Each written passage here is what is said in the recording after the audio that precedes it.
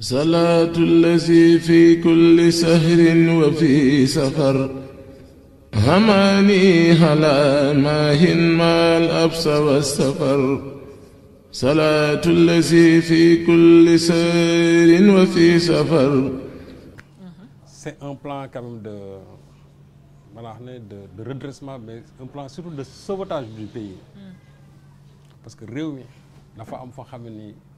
fi lañ ko fekk am Ousmane Sonko dafa ñëw ñu def benn audit avec la Cour des comptes avec Am Mazar. On a vu que li ñu doon wax en termes de dette que c'est daf ko dépasser de loin parce que bu ñu demee ba ne le Sénégal s'est endetté quasiment à 119% par rapport au PIB, c'est que ça pose problème. Alors que la marge c'est 70% selon les critères de convergence de l'UEMOA. Donc marge 70 ba 119 c'est un problème. ci loo xamante ne nii ay kàcc kese la lépp au nom du Sénégal daal di nëbbu bor boobu parce que nit ñi bu ñu toogee ñu ne wooy bor nañ ko mën nëbbee si bor dañ mën nañ ko nëbb parce que tactique bi ñu jëloon finalement loolu mën na woon bor bi parce que boo demee ba yow au nom de l'État du Sénégal mënoon toog nga jël ay société nga jël ay structure ay boîte ériger leen en SA ba pare ñoom ñu dem ci banque yi di leb mais loolu ça échappe bien sûr à l'État du Sénégal en tout cas à la transparence dans les finances publiques mais Grèce defoon nañ ko fi ça a échappé au FMI ba Grèce xëy rek nërmeelu c'est-à-dire que même la France récemment ay dégg le régime de Macron là bi ñu leen di daaneel avec la motion de censure mais lu ñu leen wax ñu leen mais vous avez menti sur la dette. On a dit au ministre d'alors des finances que moom waxul dëgg ci dette bi que la ñu wax romb na ko su fekkee ne France ñoom ñoo mën a fen ci seen li ñuy leb Grèce kazalika à plus forte raison le Sénégal mais boo ñëwee ci dëkk parce que les gens croient que ne nit ñi c'est-à-dire que seen manque de sincérité eggul ci lépp bor au nom du Sénégal pare denc ko. Et c'est ce qu'ils ont fait. Parce que ñu ngi laaj ñu mën a rëccee FMI. Oui, non, c'est parce que le FMI n'a pas des réseaux de surveillance pour la dette. FMI ñoom xam leen soxal mooy xaalis bi ñu lay lebal ak ni nga leen koy fayee. Parce que bu fekkee ne loolu la kon ce qui s'est passé en Grèce n'allait pas se passer su fekkee ñoom dañoo amoon ay réseaux de surveillance kon Grèce du ñu dem ba toll ci état boobu kon France bi nga xam barki démb il disait ça ñoom aussi du ñu toll situation boobu FMI c'est pas le problème. FMI ñoom leen intéressé mooy li nga leen leb na nga leen ko fay après c'est tout c'est pas autre chose donc ñoom dañu am part de responsabilité ni ñu ko fekkee dëkk bi nii ak bor bi nga xam moom lañ fi bàyyi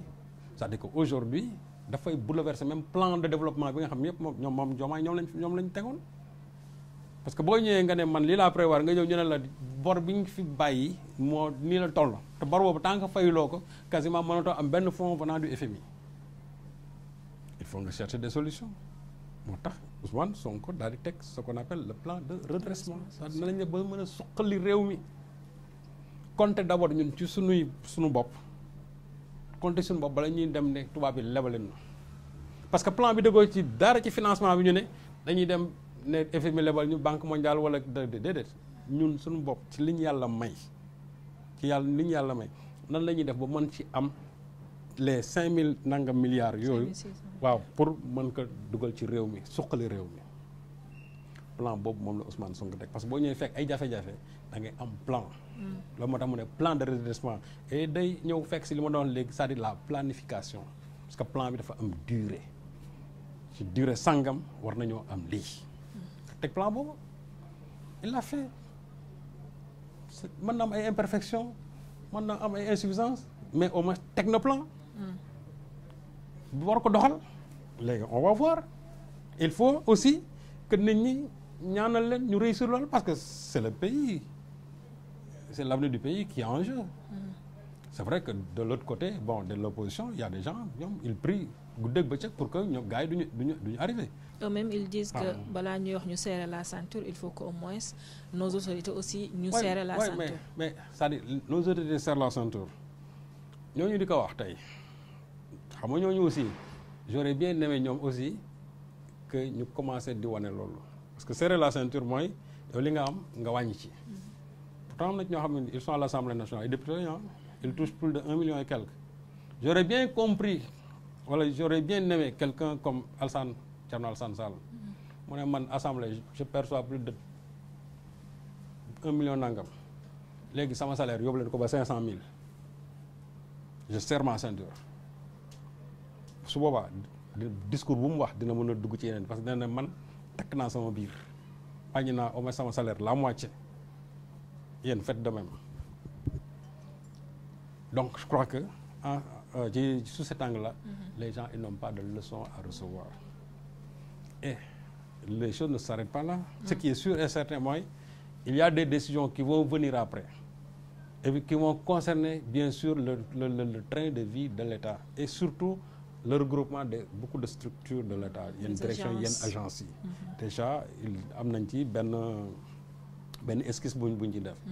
donc comme on est dans la pleine planification c'est-à-dire que loolu dina ñëw wax ñun dañuy xëy rek xëppandoo lépp non c'est pas possible moo tax ñu ne un plan da nga naan bu ñu ñëwee ci lii dinañ def lii bu ñëwee ci lii dinañ def lii bu ñëwee ci lii dinañ def lii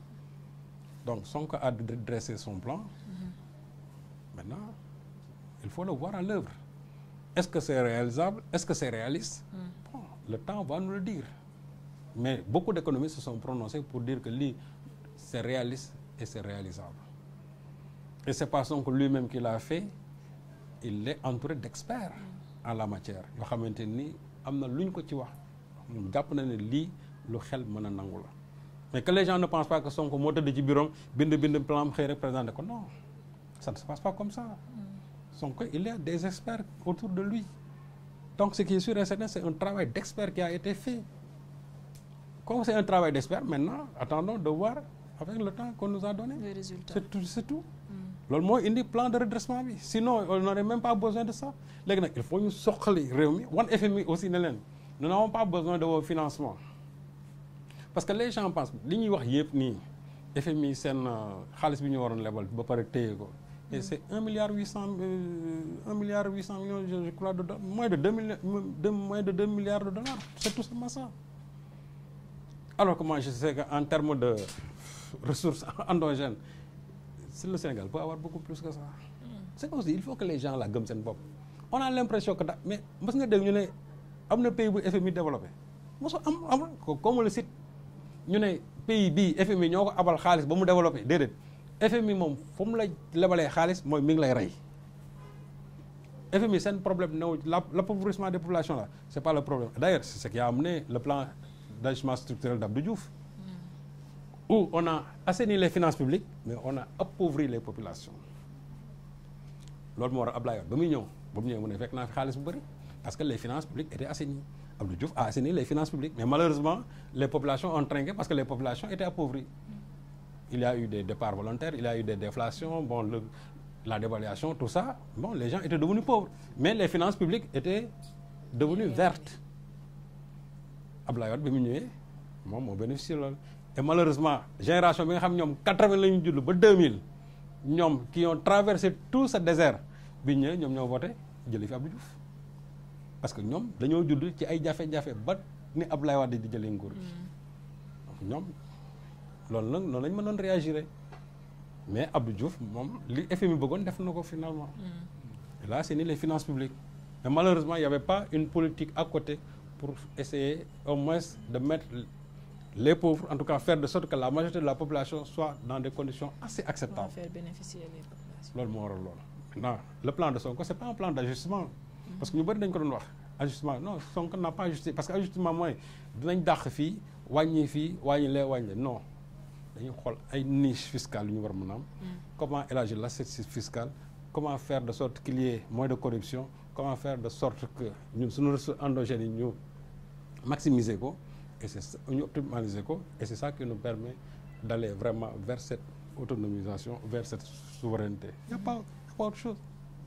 lu ci nit ñi mën a wax plan bi loolu kese la. ñu naan dañ ci yëkkati li nga xamante ne mooy yenn subventions yi comme ci wàllum électricité beeg yooyu noonu. ouais mais c'est-à-dire que ça les gens sont en train de le dire. mais dans le plan ça n'a pas été dit et nañ xam ne Sénégal aujourd'hui on est pays producteur de gaz et de pétrole. déjà dégg nga plan président Diomaye lu mu waxoon pétrole beeg gaz bi tant que ménage yi bénéficié wuñ ci c'est comme si on n'a absolument rien fait donc on va vers ça. Birame Souleye Diop a même avancé des chiffres que ne je crois dans X temps d'années courant bi dinañ ko wax wàññi presque de moitié le kilowattheure. Je crois que ci discours yooyu ñun ci lañ war a tënku ba gis leneen nag. mais ñoom discours yi nga xam ñoom tey ñoo yoree nguur gi ci loolu lañ war a tënku. mais il faut pas que les gens soient toujours ñoom dans leur fiction que ñoom li ñu jàpp rek jàpp nañ ne loolu mooy li war a am wala ñoom li ñu bëgg mu am que loolu mooy am déedéet. nañu tënku ci ñi nga xam ñoo fi nekk li ñuy wax ndax dinañ gis loolu wala ndax duñ ko gis après. parce que seen élection ci loolu lay dépendre. bu fekkee ne nit ñi jàpp nañ ne sur tant d'années loolu gisuñu ko. dañoo di que yéen vous avez failli à vos promesses bu ñu gisee nag non réalisé ñu ne ñii de la ñu waxoon ñi ngi ci. comme que ñoom c'est des hommes politiques qui ont mis en place une politique économique mais dañu leen xaar ci loolu. mais il faut pas que les gens soient dans des